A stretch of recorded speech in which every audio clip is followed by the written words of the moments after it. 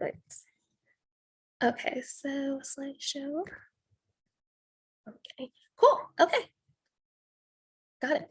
There it is. So my name is Erin Burges, and I am a student at Wayne State University, and I am in my master's. And I just got confirmed today that I'll be graduating on Friday, and receiving my master's in exercise science and sports medicine. So that is essentially learning about how your body works. And my focus was in movement science or motor learning. So I really wanted to deep dive into dynamic balance and immersive virtual training. Um, for me, balance is essential, and I teach it in a lot of my classes, especially like group fitness classes, and to my clients. And I believe that dynamic balance is one of the most important types, and we'll get into that. But it's really hard to train it because it can be a mundane, or it can be very boring to go over and train, especially with weights, or just it can get very simple and boring. So I wanted to try something new. And for my master's thesis, I discovered immersive virtual reality, which is something that you see this guy wearing here. He has a headset on, and I'll dive into it a little bit deeper as well. But this is something that I wanted to use as a motivator, and also as a way to change the environment and help with proprioception training as well as dynamic balance training.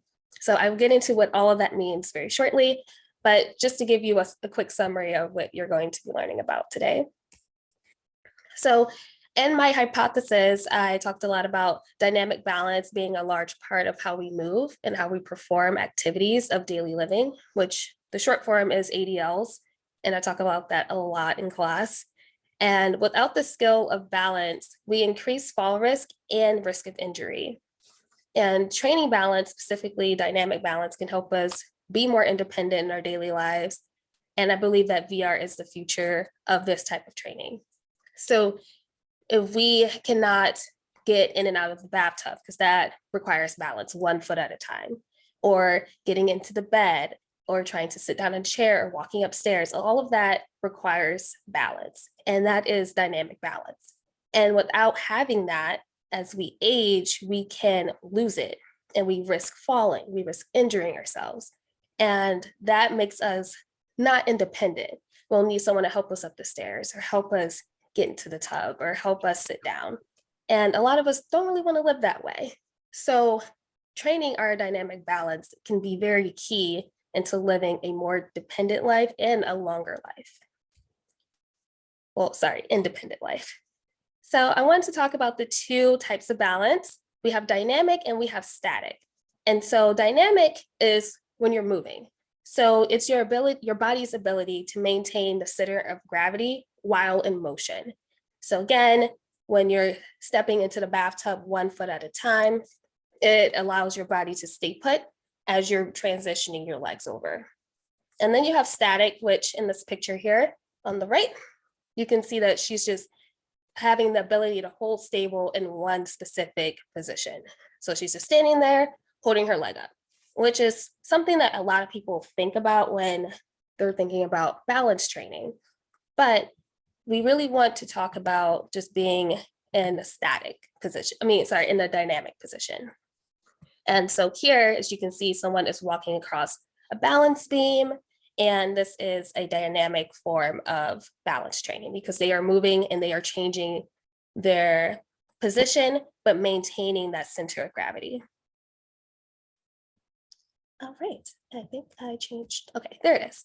So the next thing, I really want to talk about the virtual reality types because there are a lot, but the three main types are non-immersive, which no one thinks to be virtual reality.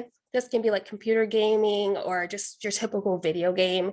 And it puts someone in a perspective of their avatar or the person that they're controlling with a mouse or a keyboard or a controller, but they're not actively moving that object. They're not actively moving that avatar. So you get into something like semi-immersive, which is a Wii or Connect. And I'm sure a lot of us have seen it or have heard of it. And you have like a balance board. And when you move, your avatar moves.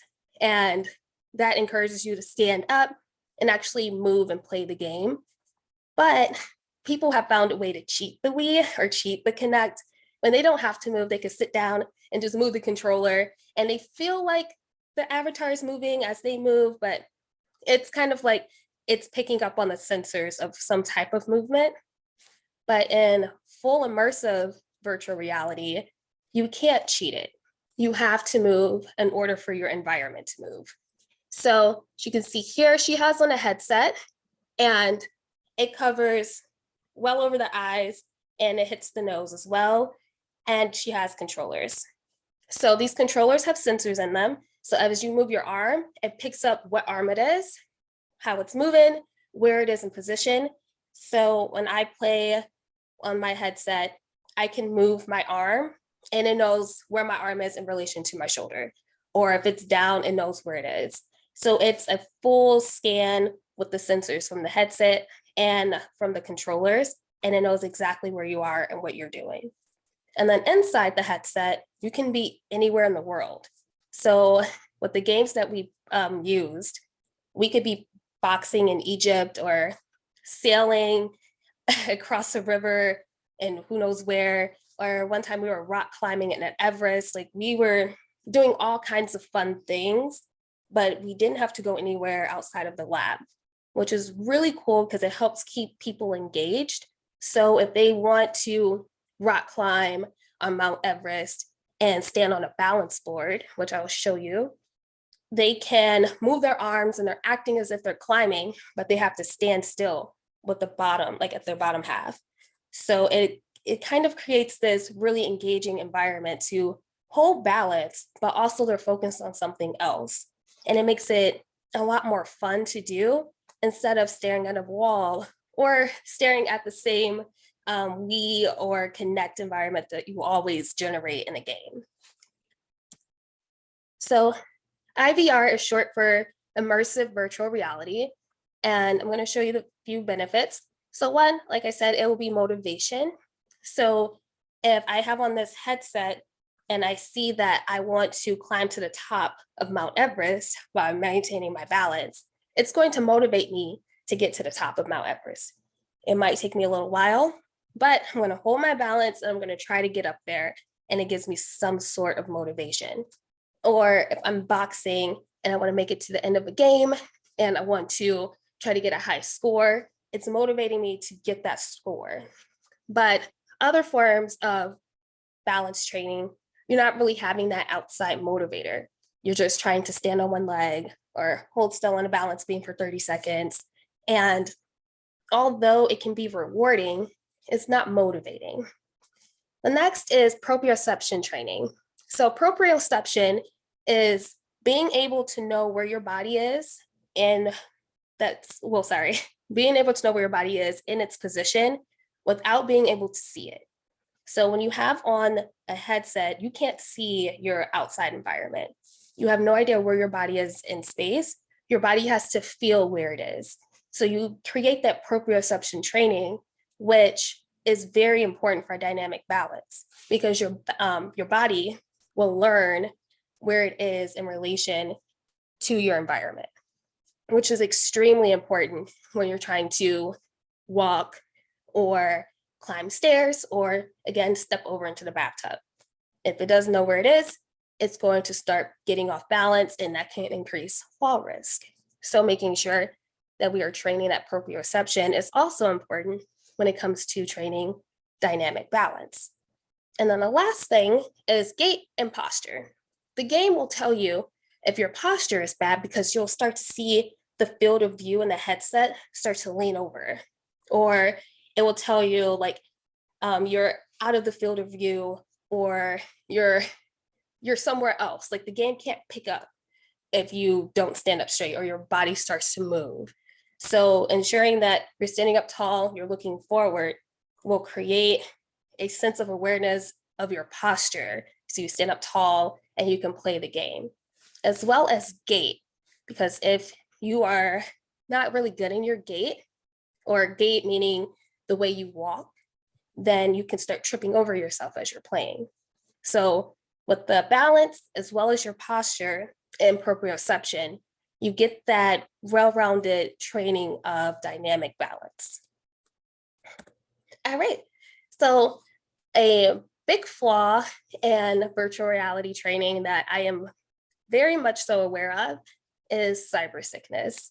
And it's unfortunate because some people can be predisposed to having cyber sickness and can eliminate them from using this kind of modality to help them with their dynamic balance. But it is something to be aware of just in case that your physical therapist might have this and might want to try it with you, just going over what cyber sickness is. So it's very similar to motion sickness. Have you ever been on a boat and it's rocking and you feel nauseous, you don't really feel that great, then you can start to get sick. And virtual reality can create that same kind of feeling. And it's not fun. So it's trial and error with this. Some people are predisposed to it. Like if you ever get epilepsy, or someone with epilepsy, I should say, or if you do get motion sickness on a boat, you can probably get cyber sickness inside of a VR headset. So we test people before we put them into the experiment. And I'll go over what we did with that. But we test people just so when they want to do the experiment, they don't feel upset if they have to leave it because they are getting sick. So when I was doing my preliminary research, there were 4 groups or 4 different populations that they tested.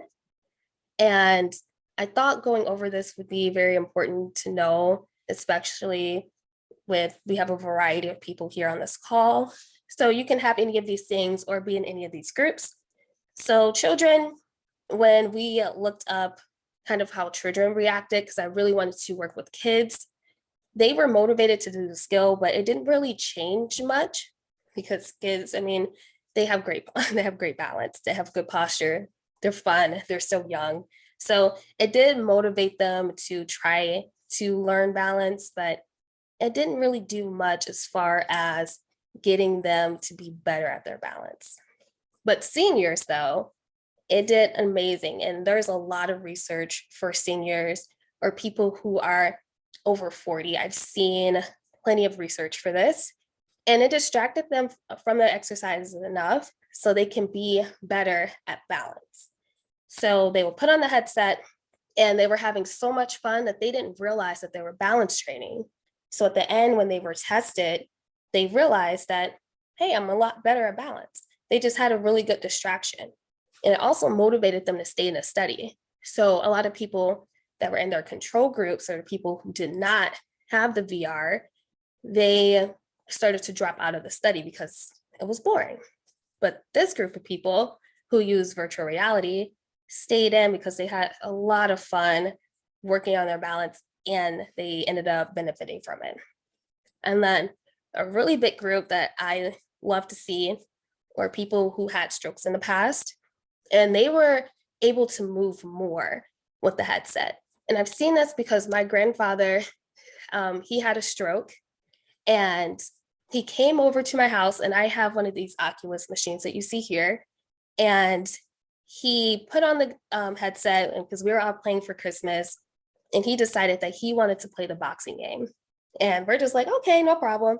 And he stood by the couch, and we've never seen him move his left side in the last 7 years. And the guy that he was trying to box was coming for him, and he thought it was so real that he was able to pick up his arm and try to hit the person. And we're like, whoa, like we never seen you move your body in that way. So it was a motivator for him to move his arm, but it was also a great way to get him to move more without being in a risky environment. And he wasn't thinking, oh, I need to move my arm, because when he thinks about it, he just doesn't do it. But with this, he didn't have to think about it. It was the reaction. He moved his arm and he's like, wow, I need to buy one of those. So he found a physical therapist who does virtual reality training. And so this is kind of where this idea started to grow for me, because I saw him be able to move his arm that I haven't seen him move in years. So that was a real life example. But in the studies that I've researched, I saw the same thing. They saw people starting to move their legs more or move their arms more. just because they had that motivator. And could they do that outside of the VR? Yes, they possibly could, but they never had that motivator to try to move their arm as much. So stroke patients, I thought that was a very interesting group to look at. And then also those with Parkinson's disease, especially because their body starts to break down and their balance can be off. It was a really fun experiment to see people with Parkinson's because they can be a little shaky. They started to move and they started to be a little bit more steady because they're concentrating on the environment they're in and trying to move in that environment. So all in all, for all of these 4 groups or populations, it was a great motivator and a great distractor. If it done nothing else, it made people move in a different way that they've never moved before. And it made it more fun and enjoyable for them to actually do the study, because people do drop out of studies. I've seen it, I've been around it. And with these, there weren't really a lot of reports of people dropping out because they had fun, even though a study can last for 10 to 12 weeks and it can be going there 3 to 4 times a week. They stayed. So I love the fact that if it does nothing else, it is an amazing motivator and it's very engaging. So I'm going to talk about my research and what I've been doing for my thesis. For my thesis is a preliminary study, so there isn't a lot of official data that I can present to you all. And I don't really want to show anything incomplete, but I will be starting this again in August and we'll go through the full trial. But I did want to share just kind of what I've been working on outside of just researching other studies and watching my grandfather try to use his virtual reality machines. So with my methods, I chose participants from the ages of 18 to 25 from Wayne State. That was the population that I have access to, but it was also good to study them because there aren't many studies on this age group. When we're looking for people who were college students, they either had an injury or they were athletes of like big colleges.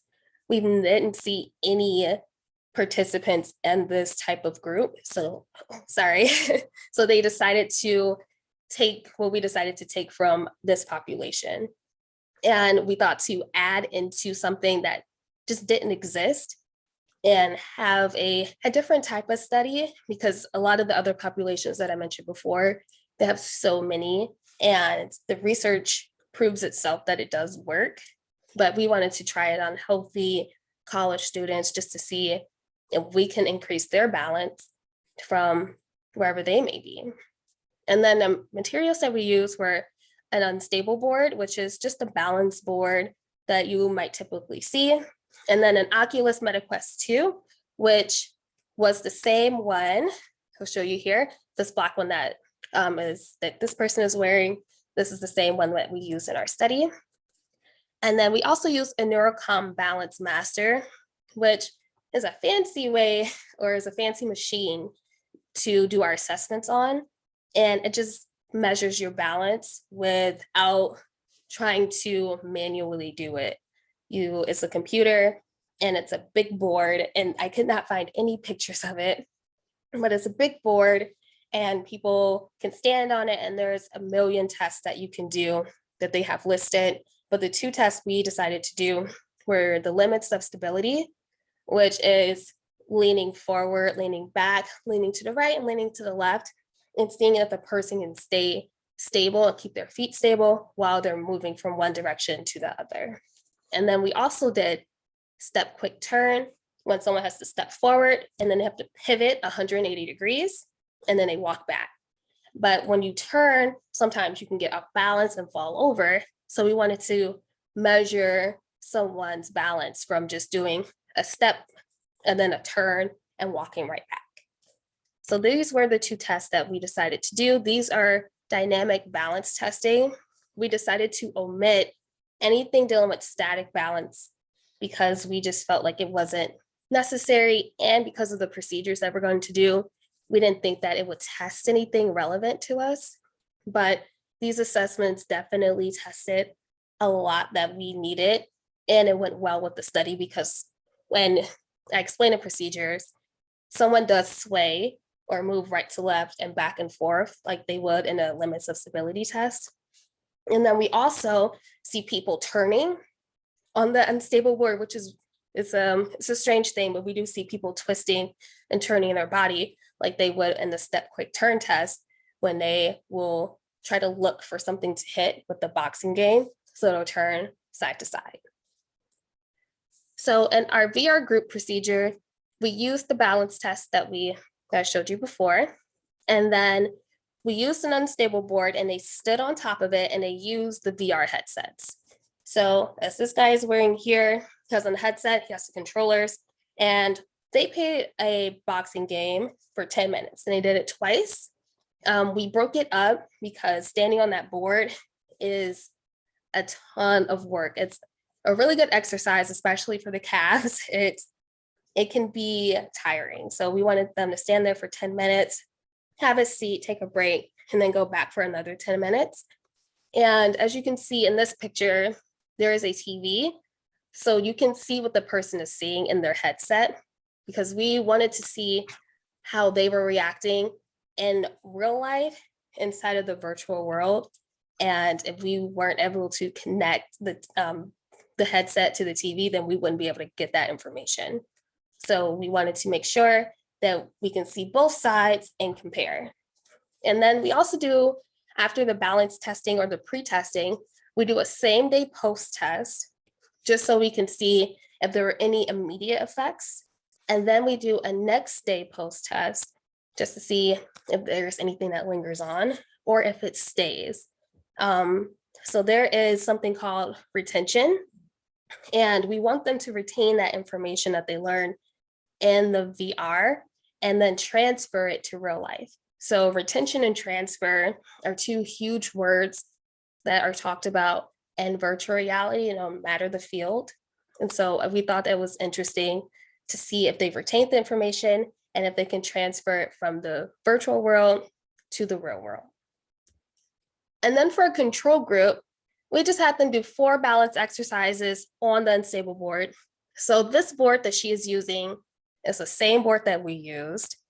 And we had them, instead of squatting, because that is very difficult to do, we had them do exercises that were related to boxing. So we had them punch with their right arm, punch with the left arm, take their arms above their head, and just doing upper body movements, but trying to keep their lower body stable. And again, we did the same balance test that we did in the previous group. So they took the limits of stability test and their step quick turn test. Then they trained on the balance board. They also did 2 10-minute sessions as well. And then they did a same day post test and a next day post test. And again, the results of this can be skewed because we only had about 3 or 4 people test this because it was a preliminary study just to ensure that it does work. And then in August, we're going to start our real study, and we hope to have about 30 to 40 students come in and have real results from this. But I really want to talk about it because this is my thesis. I've been working on this for about 6 months. So it is a very vital part of my college career. So I wanted to explain it. And then hopefully soon next year, when we finally publish this, that we see good results from the VR group and the procedure that we have. So in summary, I believe that immersive virtual reality training is going to be very effective for engaging participants and also getting results for dynamic balance training. VR is very expensive. My at-home machine, I believe, was almost $500 or $600, but they can range to be a lot more. This is something that I bought at Target, but you can buy these and they can cost up to $3,000 or $4,000 for a lab standard. And so for physical therapists to incorporate this into their clinics, it can be very expensive. But we decided to still look at it because it is something that does work. And they are getting cheaper and cheaper and easier to access. So we think in the future, as this type of technology is accessible, we'll hopefully see it in clinics and labs and being used for more than just balance testing, but for other training purposes as well. And at the end of the day, no matter if you have a VR headset or you're just at home standing on one foot, we all need to work on our balance so we can live properly and be able to do our daily activities independently without relying on anyone for help. And also just living a great independent life, because you will always need balance, no matter what you do, no matter where you go, or however your life ends. Well, that is all that I have. So thank you for listening to me. That is it. Excellent, excellent, excellent job, Erin. Thank you so very much.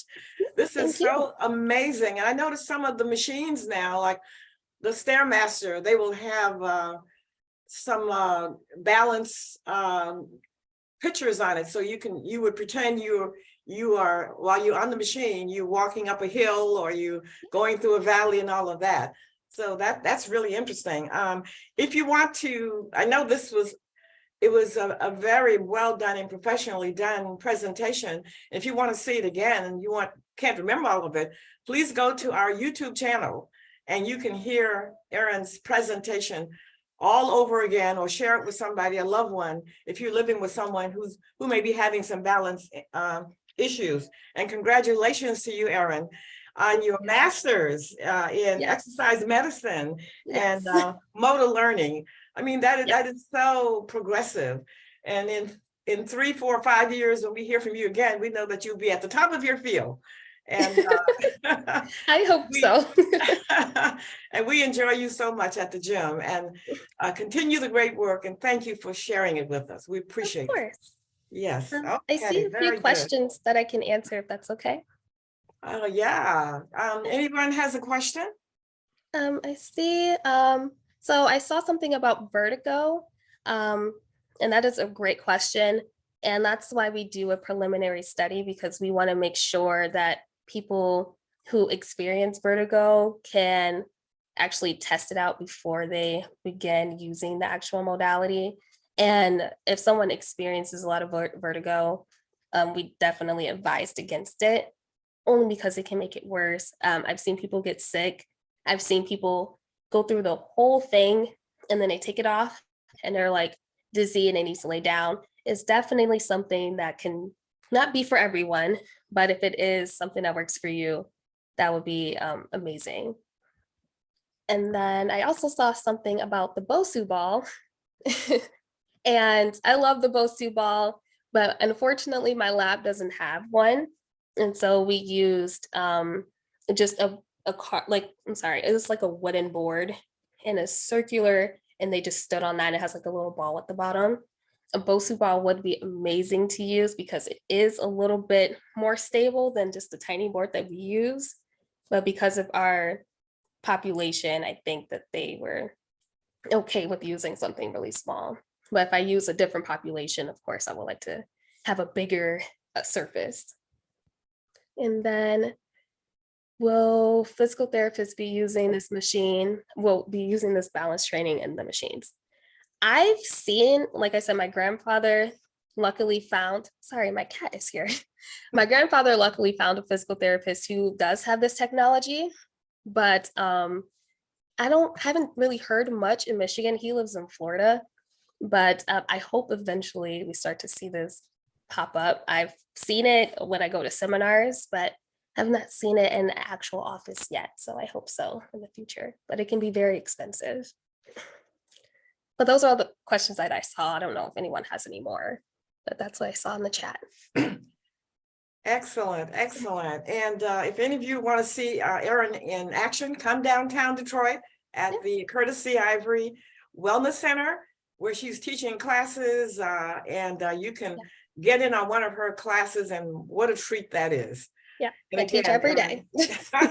Thank you so very much, Erin.